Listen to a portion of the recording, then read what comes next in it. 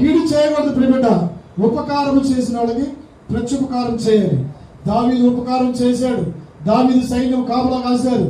అయితే దావీదుకి ఒకనొక సంవత్సరంలో అవసరం వచ్చింది. అవసరం వచ్చినప్పుడు నాబాలు దగ్గరికి పంపించాడు. తన యొక్క గొర్రెల కాపురుల సైన్యాన్ని పంపించినప్పుడు, అయ్యా దావీదుకి కొంత అవసరం అయ్యా, దావీదు మమ్మల్ని నీ దగ్గరికి పంపించాడంటే ఇతను ఏమంటున్నాడు తెలుసా? నాబాలు ఏమంటున్నాడు తెలుసా? చదువు.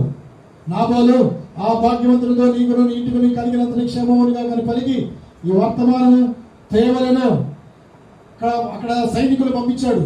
అయ్యా వారి ఇంట్లో మీరు ప్రవేశించగలనే, వారి ఇంటికి అంత క్షేమం కలగాలి అని మీరు నోటితో పలకండి, తెలియజెప్పండి దావీదు పంపించాడు. పంపించిన తర్వాత అక్కడ ఏమంటున్నారు? అయ్యా మేము కలిసి ఉన్నాము, గొర్రెలు కాస్తున్నాము, ఒక్క గొర్రె కూడా తొడేలు తీసుకోలేదు, సింహం నోటిని పడలేదు కదయ్యా, దావీదు మమ్మల్ని మీ దగ్గరికి పంపించారు, మీరు సహాయం చేస్తారని దయ చూపించు, మీ దాసులు మీ కుమారుడే దావీదునికి ఇమ్మని అని అంటే ఈ యొక్క నాబాలు ఏమంటున్నాడు తెలుసా? చదువు 10వ వచనం 25:10. మొదటి సమయాలు 25:10. జరిగిపోయిన వాటిని జ్ఞాపకం చేసుకుని ఏమన్నారు? కుక్క ఏం చేసిందండి? కక్కిన వాంతుకు తిరిగి మళ్ళీ ఏం చేసింది? వాంతు వైపు తిరిగింది. ఎంత అసహ్యం తెలుసా?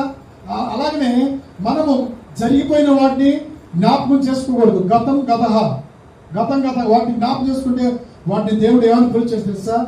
కుక్క తన వాతికి తిరిగినట్టు మరలా మనము వాటి వైపు తిరగకూడదు. ఇక్కడ నాబాలు ఏమంటున్నాడు తెలుసా? దావీదు శాఖలతో అంటున్నాడు, యెషయా ఎవడయ్యా, దావీదు ఎవడయ్యా? చూడండి, మదించి అన్ని సమృద్ధి వచ్చింది, సంపాదించాడు, బలం వచ్చింది, డబ్బు సంపాదించాడు, కళ్ళు నెత్తికొచ్చిన తర్వాత ఏం మాట్లాడుతాయి తెలుసా? అహంకారం వచ్చింది.